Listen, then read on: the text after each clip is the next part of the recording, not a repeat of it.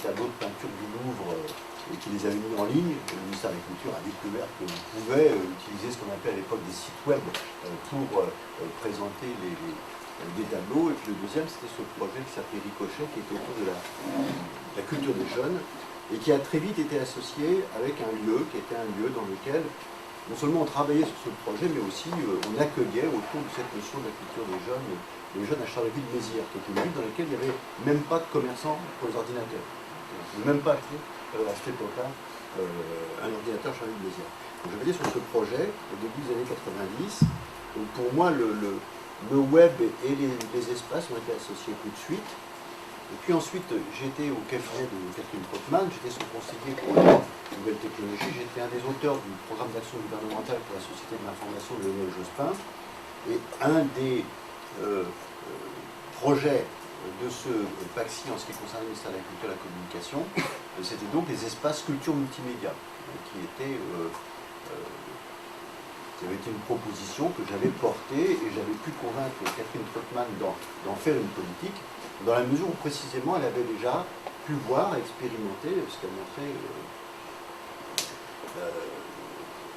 Jean-Luc sur les cyberbases de Strasbourg. Et puis ensuite, il y a eu, après ce programme d'action gouvernementale, il y a eu une deuxième phase autour de la notion de fossé numérique. Et c'est là qu'on a créé cette notion d'espace public numérique. L'objectif qui à l'époque, donc là on est en 2000 à peu près, 97-2000, voulait en créer 3000 sur le territoire français et a été mis en place une mission interministérielle pour l'accès public à l'Internet qui réunissait dans les différents ministères les gens qui travaillaient là-dessus, la culture, la jeunesse et le sport, les autres ministères, et puis des activistes de terrain, des gens qui étaient sur ce secteur, brillants, Jean-Luc Raymond qui a rejoint le comité national qui animait ça, les gens des cyberbases, de l'Internet, Houdet qui faisait Autran, Elbaz qui était évidemment j'oublie d'autres personnes. Et donc on a lancé cette politique des espaces publics numériques. Et puis ensuite,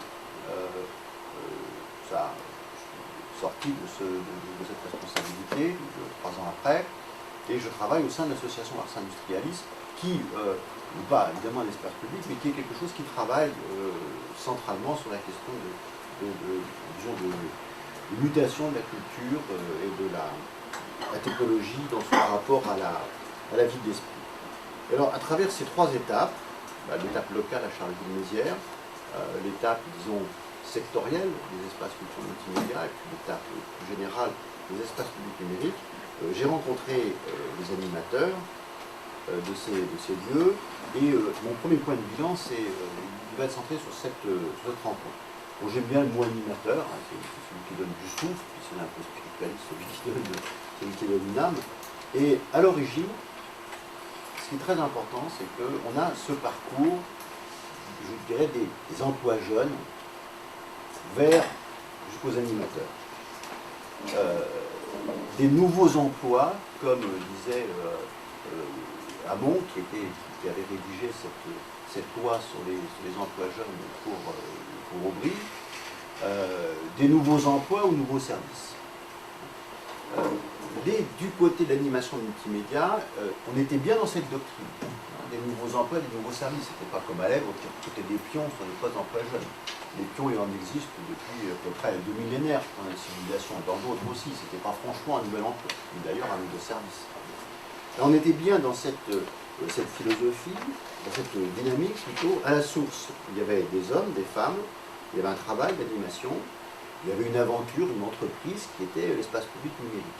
C'est ça qui est premier et fondateur. Ce ne sont pas les espaces qui ont recruté des animateurs, ce n'est pas l'État qui a, ou les pouvoirs publics qui ont impulsé des espaces qui ont recruté des animateurs, ce sont des jeunes, pas des jeunes, mais des jeunes qui ont créé ce travail d'animation et qui ont eu cette idée, à partir de l'expérience de ce travail, de créer ces lieux qui ont ensuite été reconnus par les espaces publics.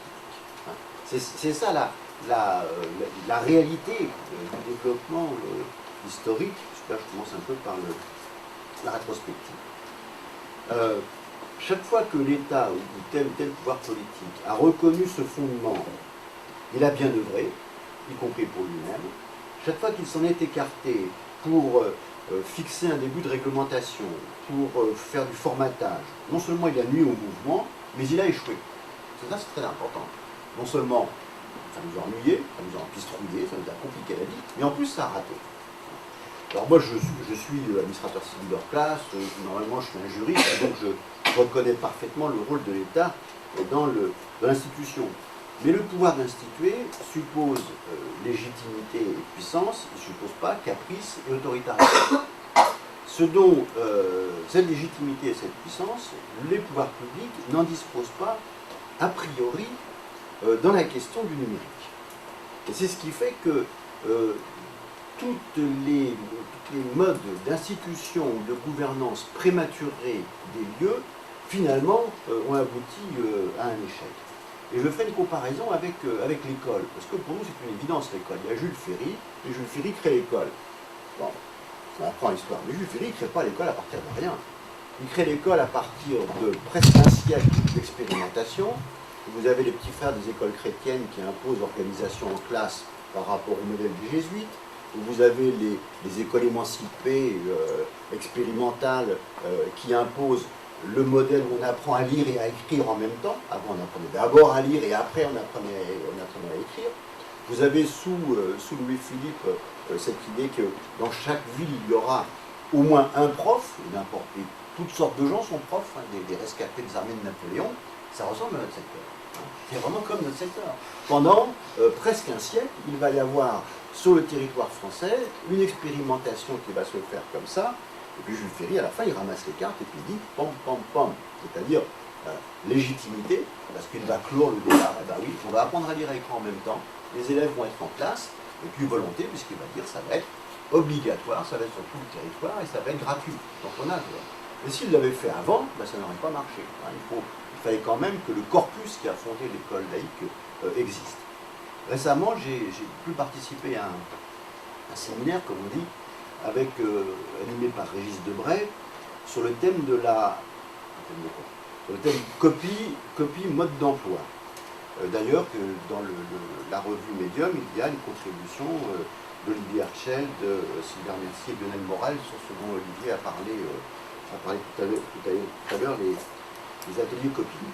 À la fin de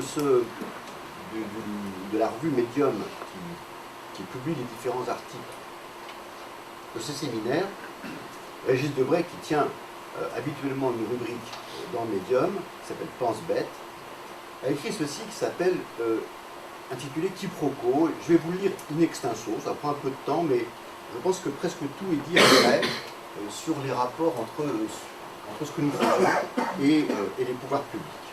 Quiproquo. Une semaine de réflexion au Treil sur la révolution numérique. Ce n'est pas seulement la joie d'ouvrir les yeux sur de nouvelles règles de civilité, donc ça c'est une grosse vanne, donc je n'ai pas le temps de détailler. C'est aussi, avec une certaine mélancolie, l'occasion de revenir sur le sens d'un mot et sur les contresens d'un siècle. De 15 à 35 ans, j'aurais guetté la rupture capitale, imminente, irréversible, du côté politique. C'est toujours l'attente qui commande l'attention. Mais c'est par l'autre côté, le petit, le matériel, l'insoupçonné, qu'elle est finalement advenue sans crier gare. On a beau jeu de moquer Louis XVI avec son fameux 14 juillet, rien. La Bastille est prise, mais lui n'a rien pris à la chasse et le reste est futilité. Le codage en binaire 0-1 est inventé et j'attends du nom de la gauche, dit Debray, le grand chambardement de la condition humaine. Autre faute d'attention qui, elle, ne manque pas de comique. Il n'est jamais facile de regarder du côté où les choses se passent, encore moins quand on se dit politisé. Résumons la méprise du court XXe siècle. Révolution technique, personne n'a rien vu venir et tout fut chamboulé.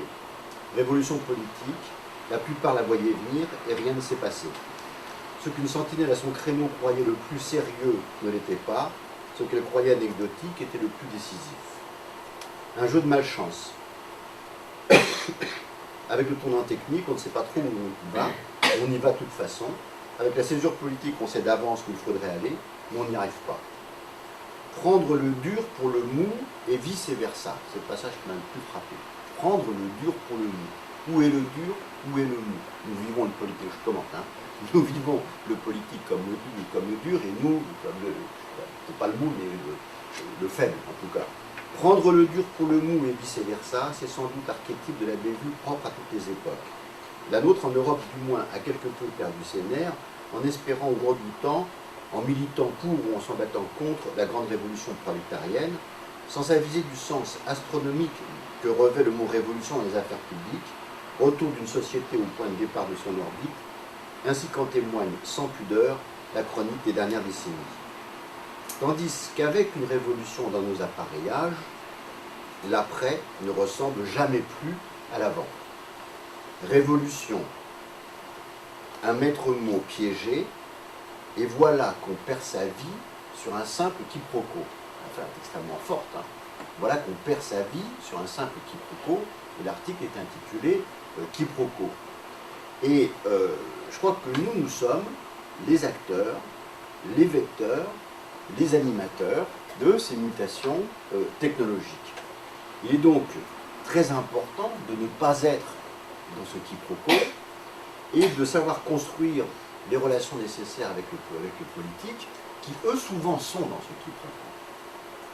Et donc s'imagine en fait que d'une certaine manière, ils détiennent la vérité de ce que nous faisons et qu'ils sont le dur par rapport à des gens qui hésitent, qui sont un peu tendres, qui sont un peu mous. Bon. Fondamentalement, c'est le contraire. Eux-mêmes ne savent pas vraiment ce qu'ils veulent faire, et nous sommes portés par quelque chose qui, on essaye de l'influencer, mais c'est du dur. Alors, là-dessus, comment est-ce qu'on peut être un peu plus précis? Je dirais en disant qu'on est passé d'une phase de consensus à une phase de dissensus. Le consensus, c'est les autoroutes de l'information, première phase, et puis phase 2, la lutte contre le fossé numérique. On dira après la fracture numérique, on ne comprenait même pas pourquoi il ne fallait pas dire le fossé, pourquoi il ne fallait plus dire le fossé, pourquoi, bon, c'était... Bah. Le modèle général de tout ça, c'est pas la peine de faire les malins, c'est le modèle américain, c'est simplissime, ce sont les deux campagnes de Clinton, l'apport de Gore à chacune de ces deux campagnes. La première campagne, c'est les autoroutes de l'information, la deuxième campagne, c'est le digital divide, c'est-à-dire, attention, ce sont les développeurs trop, et les Américains qui vont rester sur les bas-côtés. Et donc nous, en Europe, on a, un peu partout, notamment en Europe, on a repris ce modèle-là. Le cœur du consensus, c'était la société de l'information, le rôle des NTIC, comme on disait à l'époque, dans la modernisation, le passage à cette société de l'information. Et la lutte contre l'exclusion numérique constituait donc un deuxième élément de légitimité de cette action. Ça m'a valu à moi d'aller à un comité des ministres, c'est-à-dire le Conseil des ministres sans président de la République, pour la première, et d'ailleurs probablement la seule fois de ma vie, mais Raffarin a tenu à faire un comité des ministres, à réunir, théoriquement c'était tous ces ministres, enfin c'était la moitié de ces ministres, ceux qui étaient au moins un peu concernés, avec les hauts fonctionnaires qui suivaient ça, pour traiter de ce dossier, de cette question du fossé numérique. Alors à ce moment-là, un petit peu avant quand même, on peut dire l'Internet est une fête, et d'ailleurs, il y a une fête de l'Internet. Il y a des fêtes de l'Internet qui marchent et qui connaissent un gros succès. Alors on n'est pas totalement naïf, les gens qui sont acteurs dans ce secteur, on n'est pas totalement naïf par rapport à ce consensus, mais c'est pour nous l'occasion de développer un petit peu, bon, je dirais, ce que nous avons en commun, hein, c'est un peu ce que, au-delà de nombreuses différences et de nombreuses divergences de tous ordres, c'est un peu ce que les Américains appellent l'empowerment, c'est-à-dire le renforcement des capacités des hommes et des citoyens grâce à la technologie. Et on s'imagine que le numérique, je simplifie beaucoup, mais c'est le contraire de la télévision. Enfin, voilà, la passivité d'un côté, et nous, on développe le numérique, ça va renforcer les capacités. Alors c'est une situation qui est évidemment favorable pour les espaces publics numériques, et en même temps elle est paradoxale, puisque l'idée d'un rôle en quelque sorte provisoire, d'une fonction de transition de ces espaces est évidemment étroitement liée à la fois au consensus et au thème du fossé numérique. À partir du moment où il n'y a plus de consensus, pourquoi garder les espaces, on sait pas. Et puis à partir du moment où le fossé commence à être comblé, ben, il n'y a plus besoin. La mission est faite, il faut arrêter. Hein. Ça va toujours être suspendu. Ce genre de choses va toujours être au-dessus de nous. Donc nous surfons quelque temps sur le consensus qui se retourne assez rapidement sous la forme d'une sommation à justifier le rôle des espaces, notamment les espaces publics numériques, comme si la mission d'appropriation du numérique en tant que telle était insuffisante. Et les pouvoirs publics se mettent à découdre ce qu'ils avaient cousu. Et malheureusement, ce qu'on a cousu nous-mêmes, c'est nous qui avons fait le travail. C'est-à-dire, on demande à la MAPI de dresser une liste d'usages. Vous appelez les usages. Quand vous parlez d'usage, qu'est-ce que vous avez en tête? Alors, il faut faire des fiches. On me demande de faire des fiches avec les usages. J'en ai fait 6, et après je dis c'est trop con, je vais arrêter. Il y avait les usages, je me souviens de la déclaration des impôts en ligne. Alors j'étais censé travailler, faire plein de petits usages comme ça, puis il y avait après des gros usages, administration électronique, etc. Et donc c'était censé rassurer les politiques de France et de Navarre, qu'ils soient tout en haut ou au niveau local, parce qu'ils s'imaginaient qu'ils allaient savoir ce qu'ils allaient faire. Alors voilà, il y a des usages. Okay. Ensuite, les espaces culture multimédia sont assez vite recentrés, ça c'est une erreur de la ministre Tasca, sur une activité culturelle dite classique, hein, faute d'être capable de développer une vision de la culture numérique. On leur dit, bah, les petits gars, si vous avez quand même le plus gros financement du secteur, c'est pas pour rien, c'est pas pour aller faire les zigomards du numérique en général, il faut faire de la culture. C'est-à-dire que il faut faire de la musique. Alors, si vous faites de la musique avec de la technologie, c'est bien. Si vous faites des images, c'est bien. Mais bon, voilà. Ce qui en fait est une manière de vider le problème, de vider la question de son sens. Et après, les choses vont un peu on va insister sur le passage au marché, sur la nécessité de trouver une économie, comme si le reste du numérique trouvait une économie. Les gens qui produisent des contenus non plus, ils ne trouvent pas d'économie. Alors on dit qu'il faudrait trouver un système pour que les espaces publics puissent s'insérer dans une économie. Il y a la suppression des ECM, puis après, puis il y a tout de même, je dirais, l'esprit de suite de l'abnégation au usage de l'Internet. Alors aujourd'hui, on est dans une phase de dissensus. Les éléments de contradiction qui ont été présents dès le début, on pourra en discuter, mais là j'ai pas le temps, se sont développés et d'autres sont apparus. C'est pas la peine d'analyser tout ça. C'est la question de l'Adopi, c'est les rapports entre Google et les bibliothèques, c'est la question de la vie privée et des libertés publiques. D'exemple, il y a 2 jours, 3 jours de Facebook. Ce sont les problèmes des modèles économiques. Mais j'insisterai un peu plus tard sur ce qui me semble concerner plus directement les espaces publics numériques. Vivre avec le dissensus, c'est accepter de reconnaître la dimension stratégique de notre activité. On n'est pas simplement dans en face d'un travail à faire, on est aussi dans une situation dans laquelle il y a des forces, il y a des rapports de force, les méchants ne sont pas toujours les mêmes. Hein. Bon, on a commencé, on avait des problèmes avec Microsoft.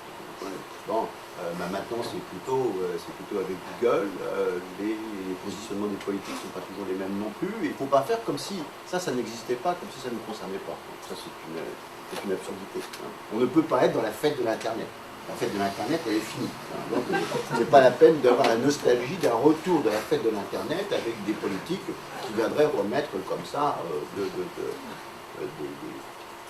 des sous dans la machine. Alors, il y a des évidences, hein. Si vous prenez Google, les activistes les plus en pointe du numérique, les gens de la liste NetTime, ont organisé un rassemblement de sociétés of query, un symposium, un colloque, qui était tout entier tourné contre Google. Bon, en disant, on a développé toutes sortes de choses dans le domaine de l'art numérique, de la création numérique, et en fait, on est les têtes de gondole de Google. On a été des derniers des idiots, et voilà. Ils ont développé cette chose-là. Mais vous avez une autre évidence, sur laquelle j'ai déjà évoqué, c'est la politique. Nous devons connaître les limites, pour parler comme Régis Debray, à l'attente du politique et à ce que le politique peut, pour des raisons fondamentales, comprendre, une fois comprendre ce que nous faisons. Il y a des limites il y a de vraies limites à ce que le politique peut comprendre. Il y en a qui comprennent mieux, mais non, mais Mais ce n'est pas la peine d'espérer que, parce qu'il y en a 1000 qui comprennent, il y en a 30 000 qui vont comprendre. Non, il y a des limites. Les choses ne se passent pas là. La question de la perspective est différente. Alors, à propos de perspective, j'y arrive maintenant. Et qu'est-ce que... Vous voyez, la rétrospective, elle est tourne. Ce qu'on vers le passé, je pense que c'est vraiment ça, c'est la question centrale. C'est la question du rapport avec de nos rapports avec les pouvoirs. En ce qui concerne les perspectives, je dirais que d'abord, j'ai acquis la conviction, que bien sûr que je propose, je propose à la discussion, que la nécessité de dispositifs d'appropriation du numérique, sous forme d'espace ou sous d'autres formes, mais y compris sous forme d'espace, à mon sens, était un impératif, une nécessité de long terme, à longue portée. Ce n'est pas du transitoire et ce n'est pas du court terme. Dans la mesure où il ne s'agit pas de rapprocher tel ou tel public éloigné, comme on dit, à un moment donné, des produits industriels du numérique tels qu'ils sont à un moment donné, on va faire plus de jeux comme ça, un peu comme des patins quand on essaie de frotter le sol. Mais au contraire, d'organiser l'appropriation sociale, collective et individuelle du numérique. Donc il faut aller en profondeur, il ne faut pas être à l'horizontale. Contrairement à ce que certains s'imaginaient, cette idée est derrière les hésitations et les reculs qu'a évoqué Jean-Luc Frémont. Plus, et beaucoup s'imaginent ça encore, plus la technologie se banalise, ou semble se banaliser, plus la question de l'appropriation devient cruciale. Alors je suis d'accord, c'est un petit peu paradoxal, ça peut sembler exagérément subtil. Mais c'est précisément parce que c'est banal qu'il faut se l'approprier, parce que c'est quand c'est banal qu'il faut avoir un point de vue critique sur la chose. C'est cette réalité qui est derrière le débat sur est-ce que le numérique, est-ce que Google, est-ce que l'Internet rend idiot. L'appropriation, c'est-à-dire la définition d'un propre de la technologie, c'est la mise en place d'une subjectivité. C'est nous et la technologie, on fait ça. Moi et la technologie, je fais ça. Ni la connaissance, ni l'hypothèse de l'usage ne sont premiers par rapport à ce travail qu'on fait avec la technologie. Ils ne sont pas avant la pratique numérique, mais ils sont constitués par cette pratique. C'est dans la mesure où on utilise les nouvelles technologies qu'on développe la connaissance et qu'on est capable de faire émerger des hypothèses d'usage qui sont des hypothèses d'appropriation, parce que c'est dans ce processus que l'on est capable de définir son propre, c'est-à-dire sa subjectivité par rapport à l'objectivité technique. Il est particulièrement frappant, je ne vous cache pas que c'est un argument que je sors tout le temps, mais j'espère que vous ne m'avez pas encore entendu, mais dans les ministériels, je le cite tout le temps, il est à mon avis particulièrement frappant, et je dirais définitivement, c'est un argument qui est quelque chose de définitif, c'est qu'aujourd'hui, des organismes qui pensaient pouvoir éviter les frais, l'effort du processus d'appropriation, qui donc ne l'ont pas fait, sont obligés de s'y mettre. La meilleure des raisons pour défendre les espaces publics numériques devant un élu, c'est de vous dire, mais regardez, les entreprises qui ne l'ont pas fait et qui ne le faisaient pas, sont obligées de le faire. Parce que qu'est-ce que c'est quand on vous parle de la mise en place des réseaux sociaux dans une entreprise? C'est rien d'autre que ça, c'est un espace public numérique au sein de l'entreprise. C'est exactement ça. C'est exactement la même chose. Quand vous discutez, je discute pas mal avec des gens qui sont dans ce secteur, le travail qu'ils vous décrivent, eh bien je leur dis oui, mais moi je connais ce qu'on faisait avant. Et quand on compare ce qui se fait, c'est exactement ça. C'était exactement ce type de travail. Récemment, le département des études, c'est ça la communication, a une idée excellente, qui était de mettre en place un dispositif permettant à ce que les cadres, pour simplifier du ministère, puissent avoir un rapport à la technologie qui leur permette de comprendre de quoi ils parlent quand ils font des lois, des décrets, des circulaires, ou simplement quand ils ont à préparer ce qu'on appelle des éléments de langage pour le ministre. Alors j'ai participé un peu à ça. Ça s'appelait Machine culturelle. On a testé ça sur les, c'était il y a 2 ans, sur les produits du moment qui était l'iPad. Et en réalité, ce que j'ai fait quand j'ai rendu mon papier, j'ai dit que le ministère n'était pas capable de faire ce que faisait le moindre des espaces publics numériques dans le moindre des villages français. Il n'était pas capable de faire ni concrètement les problèmes pour tout, tous les problèmes qu'on sait résoudre, mais il n'était pas capable de le faire intellectuellement. Parce qu'il pouvait avoir des tas de têtes d'œufs, ça pouvait être le cadre du ministère, mais ça ne changeait rien. Du point de vue de l'appropriation de la technologie, on était en face d'un phénomène collectif d'illettrisme numérique, qu'on appelait avant l'illectronisme. Donc, c'est quelque chose qui est là pour longtemps, hein, c'est pas quelque chose qui va s'arrêter. La deuxième perspective sur laquelle je voudrais insister, c'est ce thème de la contribution, ce thème de la participation, qui est là depuis le début, qui a fasciné des théoriciens comme Gors, comme Guattari, même à l'époque même de l'informatique, je dirais, avant même le numérique stricto sensu. Dans notre secteur, à l'époque de la mission, mais je pense que un peu plus généralement, nous avons toujours insisté sur le rôle actif des internautes. C'était quelque chose sur lequel on se différenciait, par exemple, en ce qui concerne le PIM, des formations comme le permis de conduire européen, qui est extrêmement menaçant avec nous, qui m'envoyait régulièrement des émissaires pour m'expliquer que j'allais crucifier je ne sais pas quoi, dans je ne sais quelle instance européenne, parce que je ne respectais pas ces extraordinaires normes européennes, qui étaient en fait les normes de Microsoft. Hein, c'était Microsoft qui avait envoyé ces mecs, et ils avaient recopié. Le schéma, c'était Microsoft qui formait ses développeurs. Ils avaient fait un travail un peu vite pour faire du grand public par rapport aux développeurs, et ils avaient financé plusieurs boîtes qui avaient réussi à vendre ça à la Commission européenne, le permis de conduire européen. Alors nous, on était quasiment des espèces d'hyper-nationalistes, parce qu'on essayait de poser quelques questions de fond à propos de ce passeport Internet multimédia. Et je ne sais pas si tu te souviens, sur ce rôle actif, le sujet au tout début, c'était il faut quand même qu'on ait des éléments, des briques dans le PIM, qui rendent compte de la capacité de l'internaute à s'exprimer par lui-même. Alors que, et effectivement, partout ailleurs, ça n'était que passivité ou interactivité. C'était savoir se servir des logiciels faits par les autres. Mais ce n'était pas faire quelque chose, ce n'était pas avoir un rôle actif. Alors, cette économie de la contribution, elle a plusieurs occurrences, elle a plusieurs versions. Mais sur les logiciels libres, d'abord, les logiciels libres, c'est un peu la fiancée des espaces publics numériques, ou le contraire, je ne sais pas. Enfin, ce sont des associés depuis très longtemps.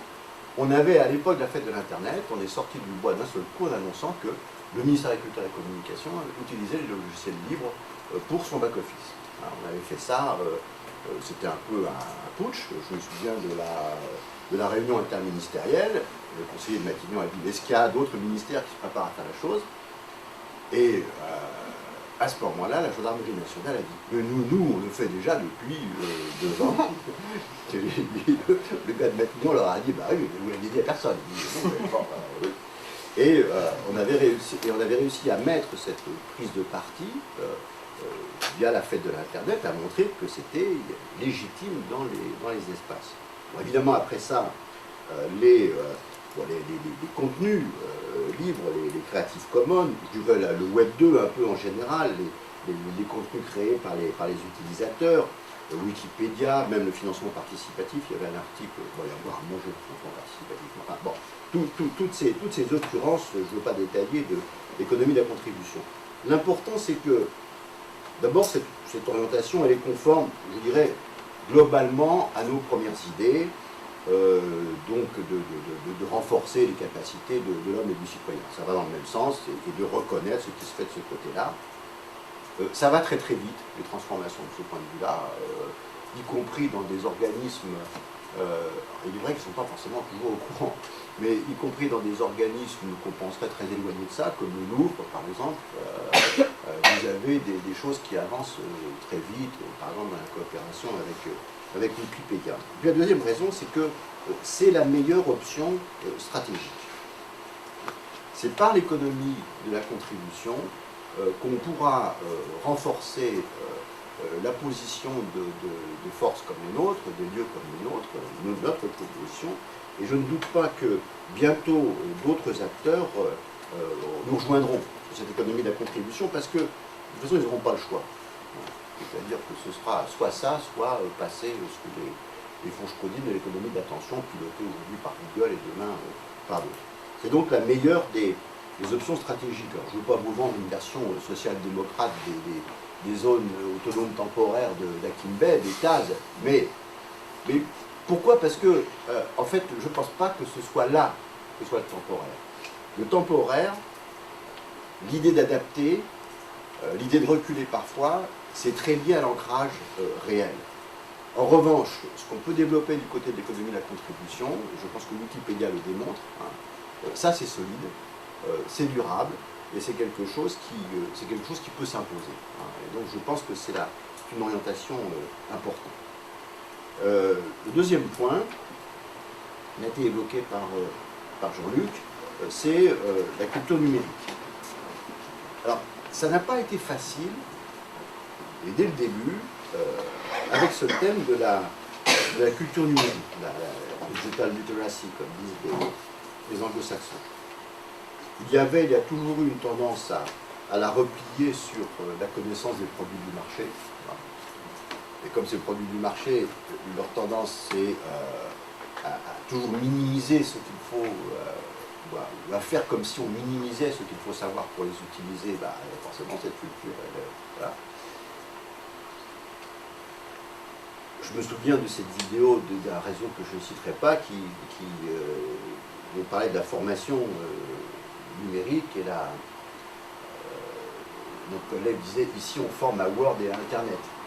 Et nous on avait repris cette vidéo qui pourtant émanait d'un des principaux financiers du dispositif pour expliquer à quel point rien n'était compris, dans une déclaration comme ici on forme à Word et à Internet. Il y a toujours eu aussi une autre tendance pour dire la technique on s'en fout, ce qui compte c'est le lien social, ou ce sont les usages. Bon, c'est-à-dire, c'est pas tellement une bonne réponse pour nous, parce que le problème c'est que le lien social il se met en place à l'occasion de la technologie. Alors, on ne doit pas passer son temps à passer la technologie au lien social, et du lien social à la technologie, il faut comprendre comment les deux se font en même temps. Bon, donc c'est quelque chose qui ça ne marche pas pour la culture numérique. Et puis il y a encore une autre tendance qui dit oui d'accord, la culture numérique, mais si vous pouvez me donner l'adresse. Ça avait été très frappant dans la première réunion nationale des espaces culture multimédia. Où, qui était d'ailleurs à celle-là? Je fais vraiment vieux machin. Vous y étiez? Et donc c'était quand les espaces culture multimédia ont été créés, et on était très contents puisqu'on s'était bagarré pour qu'ils existent, qu'on avait trouvé des crédits, comme on dit, et donc Théobald, c'est eux qui votaient la Bélisine qui était en train d'être labellisée, et nous avons posé cette question de la culture numérique. Alors, on l'a posée, peut-être qu'on l'a pas très bien posée, et on l'a posée en disant, vous êtes censé savoir ça, vous êtes censé savoir que le lien hypertextuel du web, c'est pas le lien hypertextuel auquel pensaient les gens qui ont inventé l'hypertexte. Il y a un problème, c'est un peu passif. Le lecteur ne peut pas construire ses liens. Vous êtes censé savoir que, etc. Bon, on n'avait pas été du tout bien reçu. Ça s'est pas du tout bien passé. C'est-à-dire que on nous a dit, vous faites les snobinards avec une espèce de cyberculture très spéciale, très particulière. Bon, faisons-nous, c'est pas ça. Nous, ce qu'on veut, c'est faire de la musique avec les ordinateurs. Et donc, cette idée de oui, la culture numérique, je la veux bien, mais si on nous donne le bouquin, si on file un bouquin où il y a la culture numérique, ça c'est sûr que je vais le dire parce que c'est mon boulot. Mais cette culture numérique, elle n'est pas préexistante à notre travail, parce que notre travail, ça consiste précisément à la créer. Donc c'est-à-dire que la culture numérique, c'est le contenu même de notre boulot. C'est pas un truc qu'il ne faut pas attendre que ça vienne de... Ah oui. Si vous attendez que la culture numérique soit mise en place par l'éducation nationale, dans 20 ans, on y sera encore. Mais pas simplement en France, dans les autres pays aussi. C'est la culture numérique, elle est produite par ceux qui font la culture numérique. Dans ce domaine, il y a ce que je considère comme une excellente nouvelle, qui est le débat sur ce thème que j'ai déjà évoqué, qui est est-ce que Google rend idiot? C'est le titre du livre de Nicolas Carr. Est-ce que Internet rend idiot? Traduit par des journalistes qui ne font pas la différence entre Internet et Google. Et puis, est-ce que le numérique rend idiot? Pour ceux qui pensent que si on généralise tous, ça va encore dramatiser. Mais c'est parfois dramatisé, puisque les Allemands parlent d'abrutissement numérique, avec le livre qui est un best-seller de Susan Gaschke. Et c'est Jean-Luc qui m'a envoyé ça. Il y a un psychiatre allemand important qui vient me parler de démence numérique. Donc ça monte. La fièvre monte à El Paso. Tous les mois, on a quelque chose de plus en plus grave de ce côté-là. Chez les anglo-saxons, on insiste beaucoup sur ce thème de la distraction. Mais comme je te le disais tout à l'heure en voiture, distracted, en anglais, ça n'a pas le sens de distrait en français. C'est pas le distrait du film de Pierre Etex ou du cancre de Prévert. C'est distracted, c'est un gars qui a, c'est moins jeune, qui a de très sérieux problèmes psychologiques. Il a une absence lourde à se concentrer, et les Américains sont absolument angoissés à l'idée que chez les jeunes, il y a d'un côté les obèses, comme ça, et puis il y a les distracted qui vont de plus en plus, ils sont de plus en plus gros, ils sont de plus en plus distractés. Et le débat est très très important aux États-Unis sur ces sujets-là. Et les trois pays où c'est important, c'est États-Unis, un peu Canada, États-Unis, Allemagne et Chine.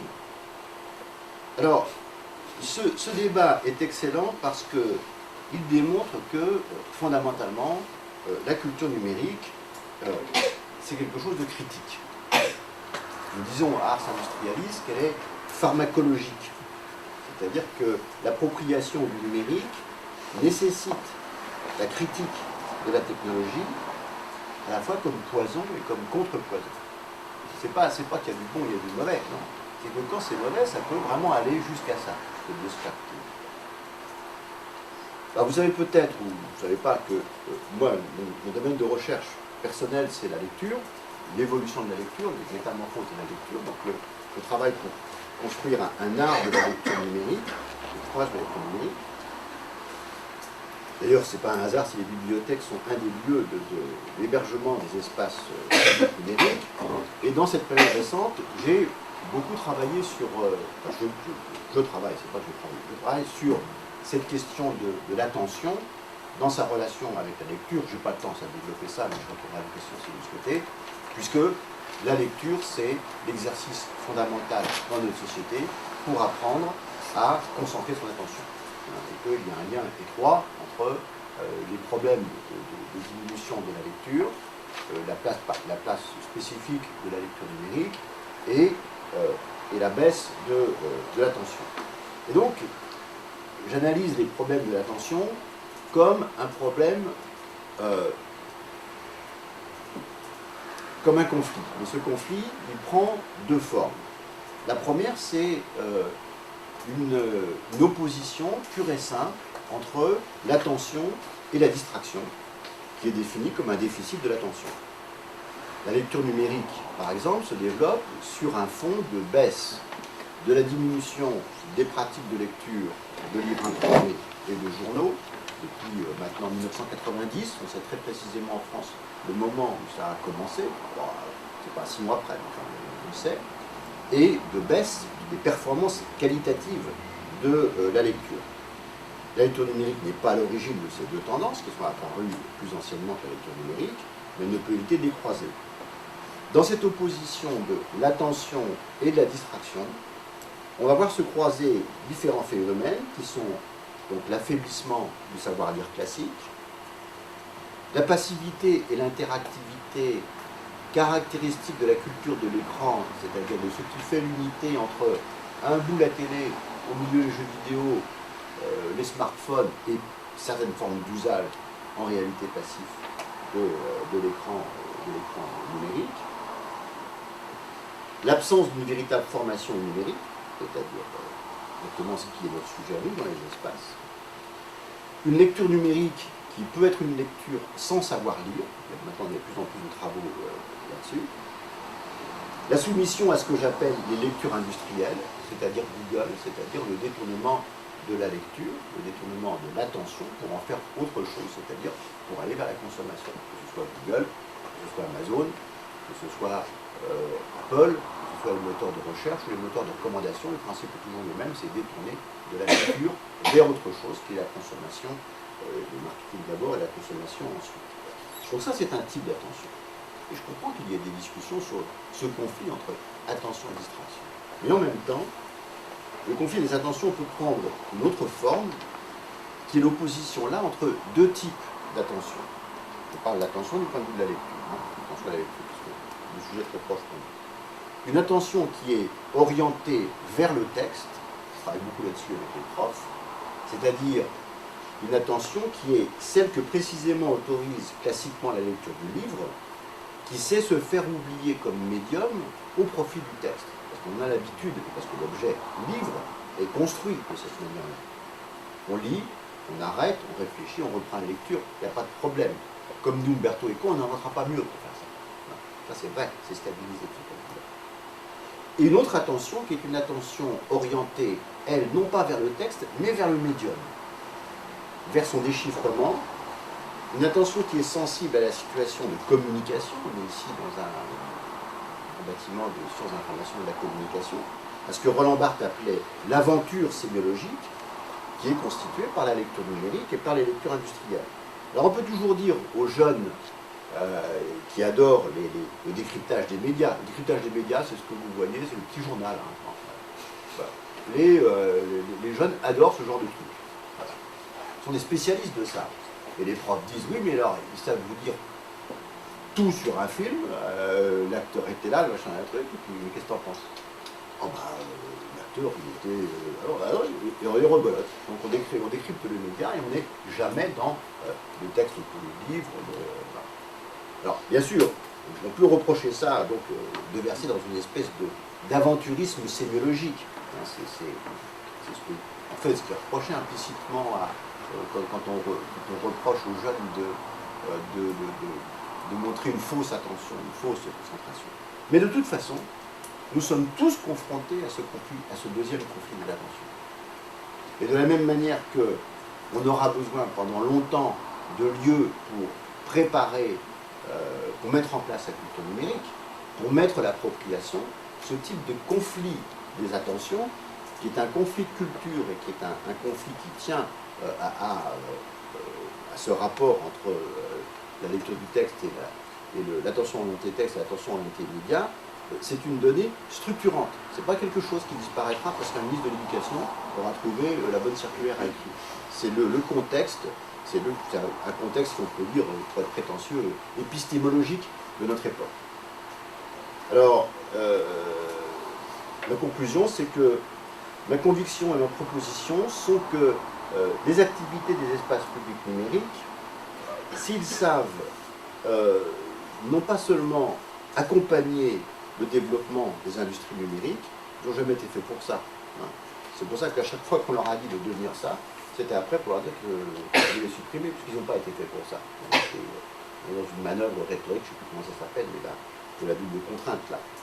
Donc s'ils savent non pas seulement accompagner le développement des industries numériques, mais construire et partager ce type de culture numérique critique, non seulement ils vont démontrer leur responsabilité, ce qui est déjà pas si mal, c'est bien en ce moment, mais ils vont se trouver, je pense, pleinement reconnus, confirmés, comme des activités et des lieux pleinement caractéristiques du XXIe siècle.